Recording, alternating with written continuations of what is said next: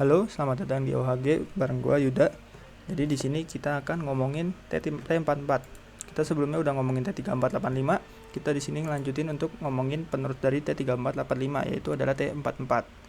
Oke, jadi sebagai gambaran umum, T44 ini adalah medium tank buatan Uni Soviet atau USSR yang diproduksi dari tahun 1944 sampai 1947 sebagai penerus dari tank T34 yang sebelumnya udah terbukti sukses. Tapi karena performa yang mirip antara kedua tank, T44 dengan T34, terutama T3485, karena meriamnya juga sama, Uni Soviet lebih milih buat perbanyak aja produksi T3485 daripada memperkenalkan T44 yang baru ini. Makanya total dari T44 yang diproduksi itu cuma sekitar 1823 dibandingkan dengan T34 yang totalnya itu sampai 58.000 unit. Dalam pengembangannya, T44 punya 3 varian meriam, yaitu T44, T44-100, dan T44-122, yang semuanya itu ada di game ini. Ini ada T44, lalu ini ada T44-100 sebagai setelah dari T44 ini, dan yang terakhir ada T44-122 sebagai premium tank.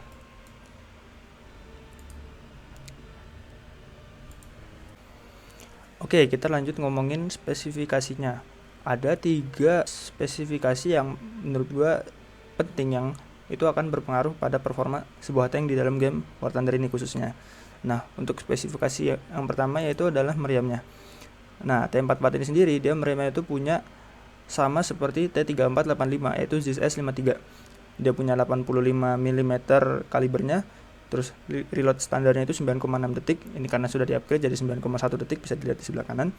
Dan amunisi standarnya itu punya reload penetrasi sebesar 148, 143, 126 di jarak 10, 100, 500 meter. Dan dia juga punya beberapa amunisi yang lain yang bisa dilihat di sini. Nah, gue sendiri menyarankan untuk langsung meresearch yang amunisi BR367 ini karena dia punya penetrasi yang lumayan tinggi. Karena di tier segini amunisi yang standar ini itu sangat kurang. Oke, lalu spesifikasi yang pengaruhnya besar juga terhadap performanya yang kedua yaitu adalah mesinnya. Nah, T44 ini punya mesin CHTZ V44, memiliki 12 silinder berkapasitas 38,88 liter dengan top speed 61 km per jam atau 37,9 mil per jam. Nah, lalu yang terakhir yaitu adalah armornya. Nah, armor T44 itu sendiri dia punya, bisa dilihat di sini, turret armornya itu 120, 90, 75. 120 itu di depan, 120, 90, 75. Lalu untuk hull armor atau armor lambungnya itu 90, 75, 45. 90 di depan, lalu 75 di samping, dan 45 di belakang. Ya, jadi T44 ini punya armor yang jauh lebih baik dibandingkan T34 sebelumnya, T3485, terutama di bagian depannya. Karena dia bisa kita lihat di sini punya kemiringan yang cukup ekstrim ya, 60 derajat. Sehingga dia kalau ditembak dari arah depan itu dari depan pas gitu ya, itu ketebalan efektifnya itu sebesar 180 mm. Nah, kenapa ini bisa terjadi? Jadi gini penjelasannya, bisa dilihat di layar. Ini adalah hull armor bagian depan yang dilihat dari samping. Armor dengan kemiringan 0 derajat atau tegak lurus dengan sumbu tegak, ketika dia ditembak tepat dari arah depan, maka jarak yang perlu dilewati shell atau pelurunya itu sama dengan ketebalan armor sesungguhnya yang ditandai dengan garis merah, yaitu dari titik A ke titik B. Sedangkan jika dimiringkan 60 derajat dari sumbu tegak, maka ketika armor tersebut ditembak tepat dari arah depan, sel atau peluru harus melewati jarak antara titik A dengan titik C yang ditandai dengan garis biru yang besarnya 2 kali lipat daripada A ke B. Oke, lalu ini adalah karakteristik dari T44. Ya. Dengan meriam yang punya penetrasi relatif rendah untuk battle rating 6.3, mobilitas dan kelincahan yang tinggi, armor bagian depan yang baik menjadikan T44 ini sangat cocok buat peran flanker, yaitu menyusup ke garis pertahanan belakang musuh dan nembak dari samping atau belakang musuh. Berikut ini adalah kekurangannya dan kelebihannya.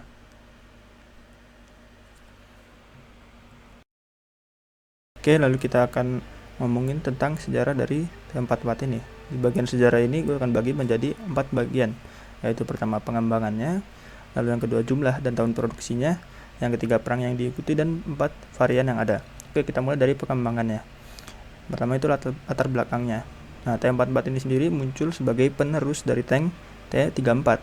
T44 itu dibuat dengan tujuan punya performa lintas negara yang lebih baik dan armor yang lebih efektif daripada T34. Di tahun 1943, rencana pengembangan tank T44 ini adalah memasang meriam 85 mm di platform baru yang lebih baik. Tapi sebelum T44 ini muncul, T3485 ini sudah mulai diproduksi. Nah, ketika T3485 sudah mulai diproduksi, jelas bahwa T3485 dan T44 ini punya karakteristik yang mirip, performa yang mirip. Nah, makanya memperkenalkan T44 yang baru itu dianggap kurang penting dibandingkan dengan meningkatkan produksi T3485. Karena mengembangkan dan memproduksi tank baru akan memperlambat produksi tank secara keseluruhan. Sedangkan tentara Soviet saat itu sangat butuh tank dalam jumlah yang banyak. Lalu dipilihlah untuk meningkatkan kemampuan T34 saja. Nah, rencana untuk meningkatkan kemampuan T34 ini udah dimulai dari tahun 1940, ketika T34 itu sendiri baru mulai diproduksi.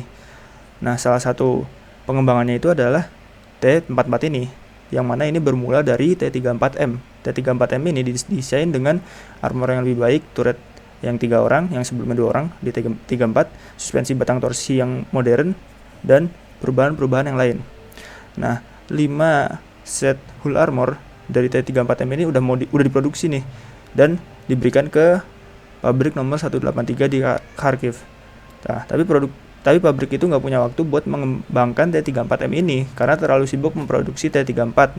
Nah, pengerjaan T34M ini dihentikan pada awal 1941 dan dipilihlah ya udah T34 yang ada aja ini ditingkatkan secara bertahap daripada membuat sesuatu yang baru. Nah, perkembangan selanjutnya setelah T34M ini adalah T43 di tahun 1942. T43 didesain memiliki proteksi yang lebih baik dengan penambahan berat yang sesedikit mungkin. Nah, akan tetapi desain itu terlalu fokus ke proteksinya, padahal mempertahankan jumlah produksi dan meningkatkan firepower lebih penting, sehingga produksi T43 ini dibatalin. Tapi desain turretnya diadaptasi untuk meriam 85 mm pada varian terbaru T34, yaitu T3485 yang sebelumnya sudah kita buat videonya. Nah, lalu kita ke pengembangan T44. T44 ini sendiri punya beberapa prototip. Perkembangannya dimulai di tahun 1943. Setelah T43 yang gagal tadi, idenya adalah menjaga mobilitas tinggi dari T34, tapi dengan memberinya armor seperti tank KV. 3 prototip diproduksi antara Januari sampai Februari 1944. 2 prototip pertama punya meriam 85 mm, dan prototip terakhir, ini prototip kedua ya, itu punya meriam 1822 mm. Uji coba yang dilakukan T44122 yang punya 122 mm tadi meriamnya di bulan Februari dan Maret itu gak berhasil karena meriamnya gagal. Setelah meriamnya diperbaiki, uji coba dilanjutkan pada April dan Mei. Nah, T44122 ini diuji banding dengan tank Panther yang rampasan dari Jerman dan prototip kedua T4485. Ternyata T44122 ini cuma bisa nembak 2-3 peluru per menit karena turret yang sempit dan amunisi yang panjang dan berat. Selain itu, T44122 juga hanya bisa membawa 24 peluru. Nah, oleh karena itu, pengembangan T44122 dihentikan. Lalu, salah satu dari 2 prototip awal T4485 lulus uji coba di tempat pelatihan pada bulan Juni dan Juli 1944. Tank ini sekarang diberi nama T44A. Setelah beberapa perubahan minor, T44A ini secara resmi mulai beroperasi pada 23 November 1944, tapi nggak pernah diterjunkan selama Perang Dunia Kedua. Ada upaya untuk memasang meriam 100 mm pada T44. Pengujian dilakukan dari Oktober 1944 hingga Februari 1945 dengan uji coba lebih lanjut pada bulan Maret dan April. Nah, T44 100 ini nantinya akan menjadi T54. Lalu yang kedua adalah jumlah dan tahun diproduksi. T44 ini diproduksi sebanyak 1823 unit dari tahun 1944 sampai tahun 1947. Lalu yang ketiga adalah perang yang diikuti. Nah, tempat-tempat ini nggak pernah digunakan buat berperang dalam Perang Dunia Kedua. Ada beberapa alasan, yaitu karena tentara Rusia belum siap menerima tank baru, karena kurangnya suku cadang, kurangnya teknisi spesialis yang bisa memperbaiki dan melihara tank baru, serta fakta bahwa banyak dari kru tank yang harus dilatih ulang.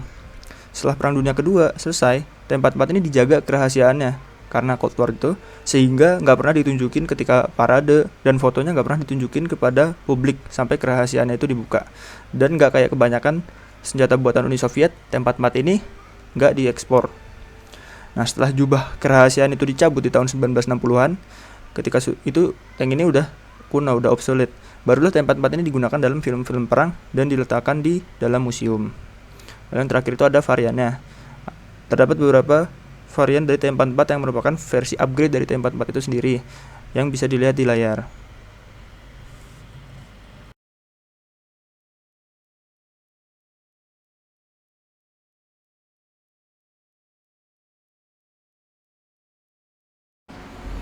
Oke, semoga gambaran umum dan sejarah dari T44 tadi bermanfaat. Kita langsung aja ke gameplaynya. Jangan lupa buat yang belum untuk like, komen, dan subscribe.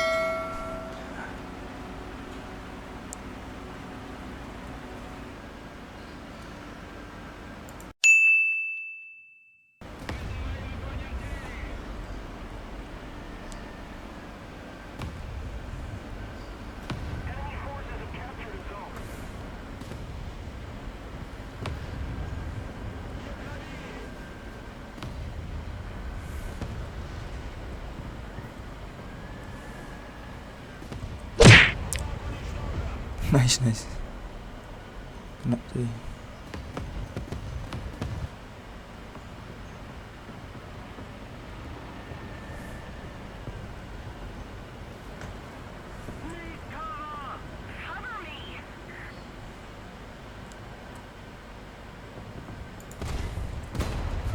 Nice, dapat truk.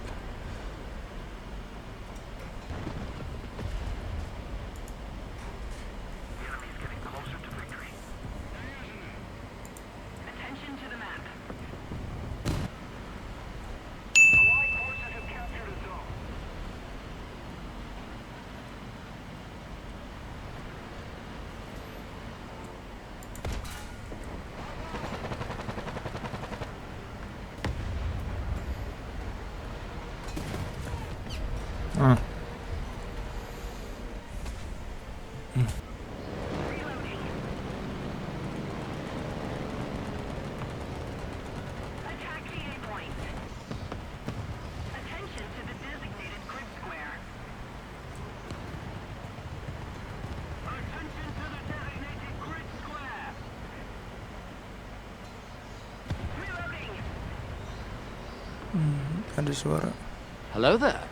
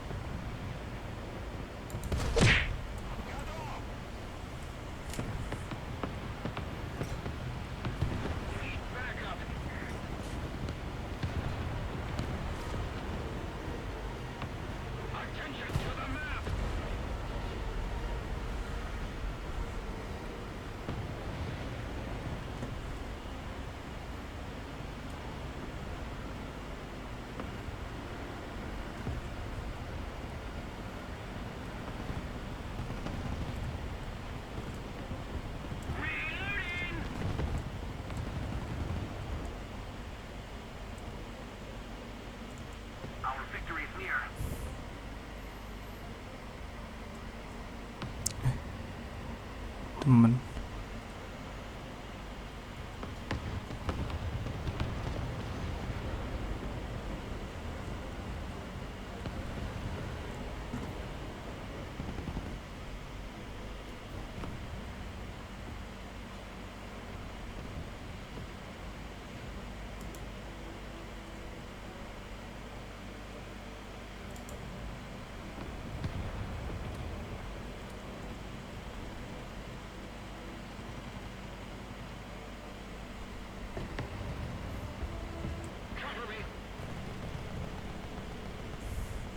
Attention to the designated grid zone.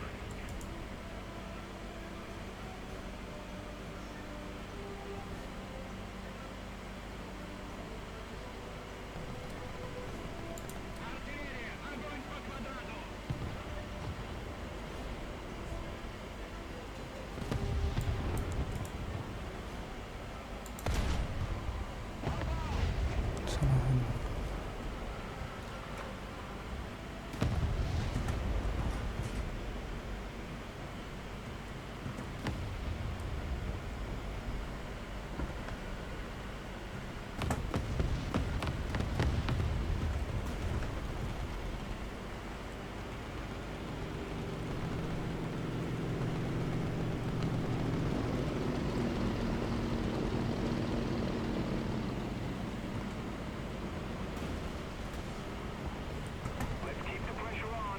Victory is close.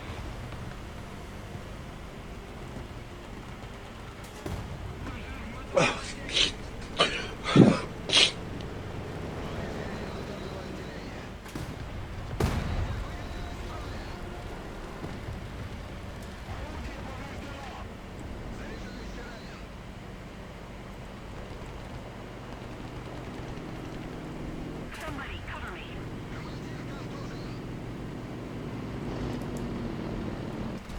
I agree.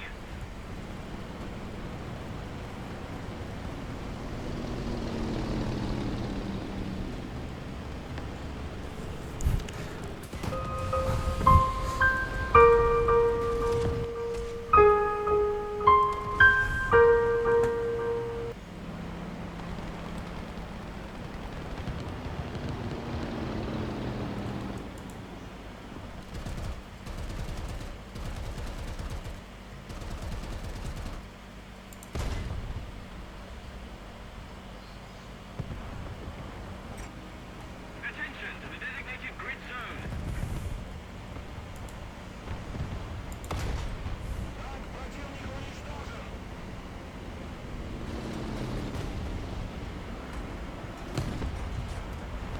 Attention to the map. Attention to the map. Allied forces have captured a zone.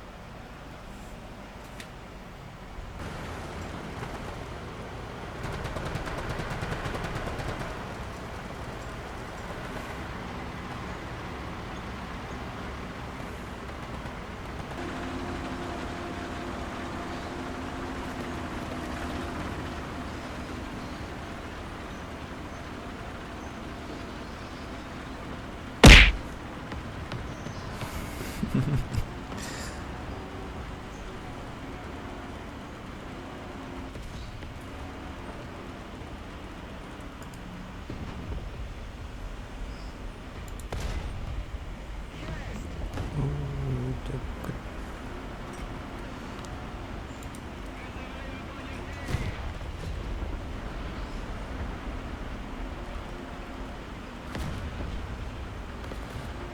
Tut, tut, tut, tut.